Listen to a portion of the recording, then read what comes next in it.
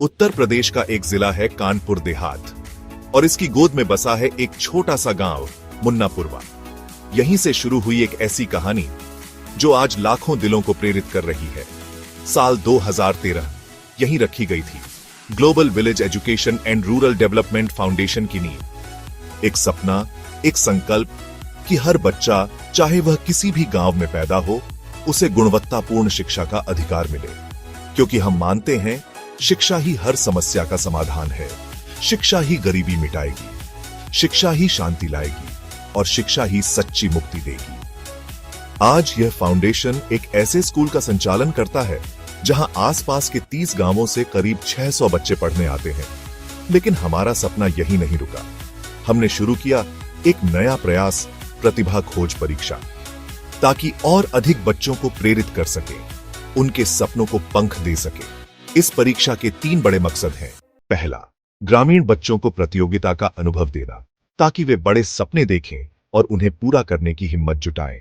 दूसरा, शिक्षा के प्रति जागरूकता फैलाना और पुरस्कारों के जरिए यह संदेश देना कि शिक्षा ही सच्चा सम्मान है। तीसरा, गांव-गांव में छिपी प्रतिभाओं को खोजकर उन्हें आगे बढ़ने के सारे संसाधन देना। इसी जुनून के साथ हमारी टीम निकल पड़ी कानपुर देहात की मैथा, सरवनखेड़ा और अकबरपुर तहसील के 150 गांवों की ओर। शिक्षकों ने खुद पोस्टर चिपकाए, घर घर जाकर बच्चों को बताया कि पढ़ाई क्यों जरूरी है, भविष्य में क्या क्या मुमकिन है।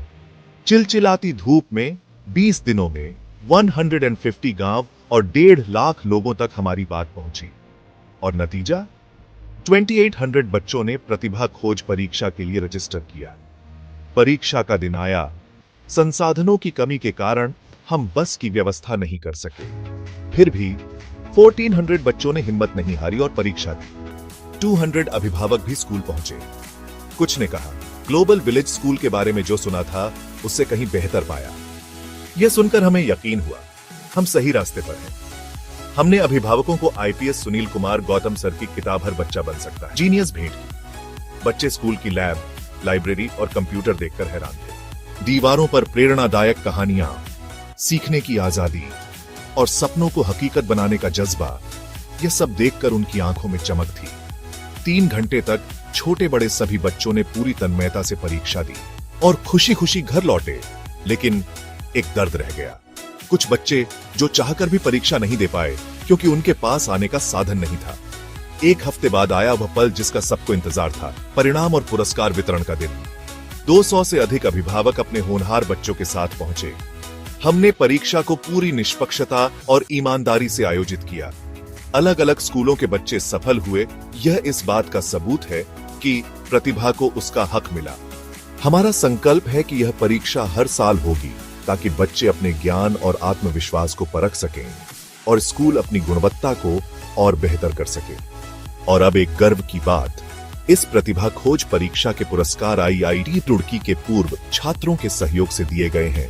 श्री शिवानंद सौरभ, श्री स्वागत एन, श्री राणा विक्रम सिंह, श्री अंजनी वर्मा, श्री मनोज त्यागी, श्री अभय नाथ सिंह, श्री विकास गुप्ता, श्री अनुराग महाजन, श्री अमरजीत नागी। इनके योगदान के लिए हम हृदय से आभारी हैं। कहते हैं अपने लिए जीना जीवन का एक भाग है, दूसरों के लिए जीना जीवन का सुंदर राग है। इन पूर्व छात्रों ने न सिर्फ बेहतरीन शिक्षा हासिल की बल्कि अगली पीढ़ी को संवारने का जिम्मा भी उठाया। यह है जीवन की सच्ची कला। आइए मिलते हैं प्रतिभा खोज की चमकती प्रतिभाओं से। कक्षा 1 में प्रथम स्थान हासिल किया है अनमोल ने, जो गुरगांव से है। इनके पिता एक किसान है और अनमोल का सपना है टीचर बनकर देश की सेवा करना। दूसरे स्थान पर है सिद्धि तिवारी, जो मंदौली से है। इनके पिता एक बिजनेसमैन है और सिद्धि का सपना है डॉक्टर बनकर देश की सेवा करना। और तीसरे स्थान पर है रमन, जो अहिरानी से है। इनके पिता प्राइवेट जॉब करते हैं और रमन का सपना है डॉक्टर बनकर देश की सेवा करना। कक्षा 2 में प्रथम स्थान हासिल किया है दिव्यांश सिंह ने।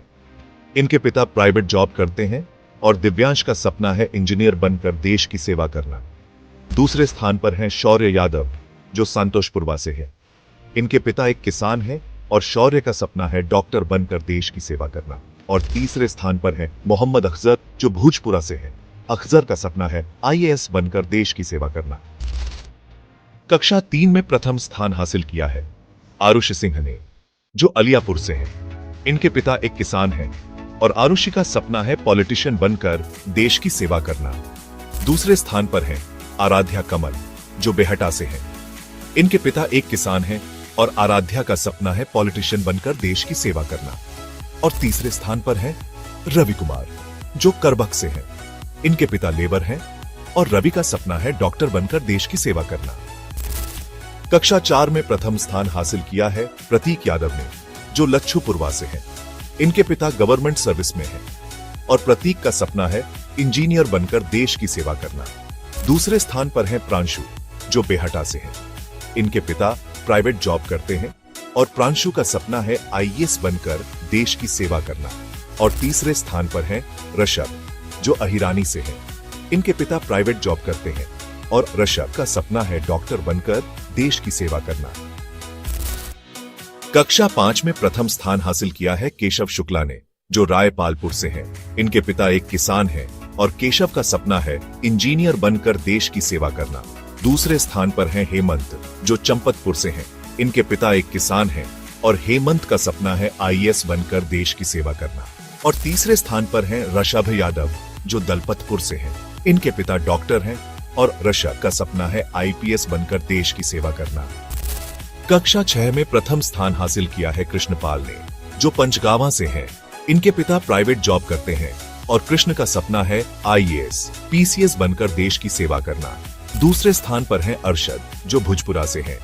अरशद का सपना है इंजीनियर बनकर देश की सेवा करना। और तीसरे स्थान पर हैं राधिका यादव, जो करचल से हैं। इनके पिता एक किसान हैं और राधिका का सपना है पुलिस बनकर देश की सेवा करना। कक्षा 7 में प्रथम स्थान हासिल किया है निखिल ने, जो सुनवर्षा से हैं। इनके पिता एक किसान हैं और निखिल का सपना है इंजीनियर बनकर देश की सेवा करना।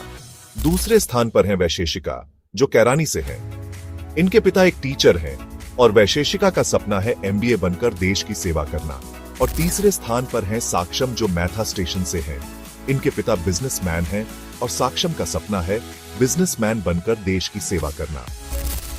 कक्षा 8 में प्रथम स्थान हासिल किया है गरिमा सिंह ने, जो बेहता से हैं। इनके पिता एक किसान हैं और गरिमा का सपना है इंजीनियर बनकर देश की सेवा करना। दूसरे स्थान पर हैं आयुषी यादव, जो बिलाई से हैं। इनके पिता एक किसान हैं और आयुषी का सपना है आईएएस बनकर देश की सेवा करना। और तीसरे स्थान पर हैं अनन्या, जो मैथा स्टेशन से हैं। इनके पिता गवर्नमेंट सर्विस में हैं और अनन्या का सपना है डॉक्टर बनकर देश की सेवा करना।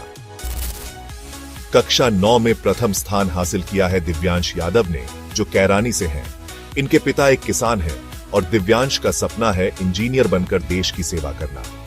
दूसरे स्थान पर हैं ऋषभ, जो मडौली से हैं। इनके पिता एडवोकेट हैं और ऋषभ का सपना है इंजीनियर बनकर देश की सेवा करना। और तीसरे स्थान पर हैं लक्ष्य यादव, जो मैथा स्टेशन से हैं। इनके पिता बिजनेसमैन हैं और लक्ष्य का सपना है बिजनेसमैन बनकर देश की सेवा करना। कक्षा 10 में प्रथम स्थान हासिल किया है आर्या मिश्रा ने, जो किशरवाल से हैं। इनके पिता एक किसान हैं और आर्या का सपना है टीचर बनकर देश की सेवा करना। दूसरे स्थान पर हैं अर्पित कश्यप, जो दधवापुर से हैं। इनके पिता प्राइवेट जॉब करते हैं और अर्पित का सपना है डॉक्टर बनकर देश की सेवा करना। और तीसरे स्थान पर हैं कृष्ण गोपाल, जो शिवनाथपुरवा से हैं। इनके पिता एक किसान हैं और कृष्ण का सपना है डॉक्टर बनकर देश की सेवा करना। कक्षा 11 में प्रथम स्थान हासिल किया है मोना यादव ने, जो पीतमपुरवा से हैं। इनके पिता प्राइवेट जॉब करते हैं और मोना का सपना है डॉक्टर बनकर देश की सेवा करना। दूसरे स्थान पर हैं हिमांशु, जो भुजपुरा से हैं। इनके पिता एक किसान हैं और हिमांशु का सपना है इंजीनियर बनकर देश की सेवा करना।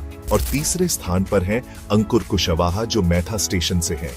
इनके पिता एक किसान हैं और अंकुर का सपना है इंजीनियर बनकर देश की सेवा करना। कक्षा 12 में प्रथम स्थान हासिल किया है शिवांशी ने, जो दौलतपुर से हैं।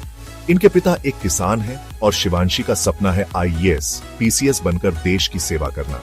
दूसरे स्थान पर हैं अभय मिश्रा, जो रायपालपुर से हैं। इनके पिता एक किसान हैं और अभय का सपना है इंजीनियर बनकर देश की सेवा करना। और तीसरे स्थान पर है मुस्कान, जो सुनबरसा से है।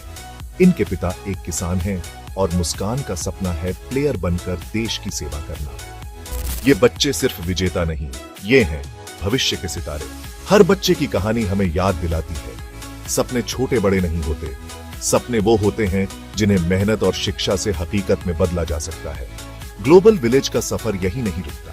हम हर गांव, हर बच्चे तक शिक्षा की रोशनी पहुंचाएंगे, क्योंकि जब सपनों को पंख मिलते हैं तो आसमान की कोई सीमा नहीं होती।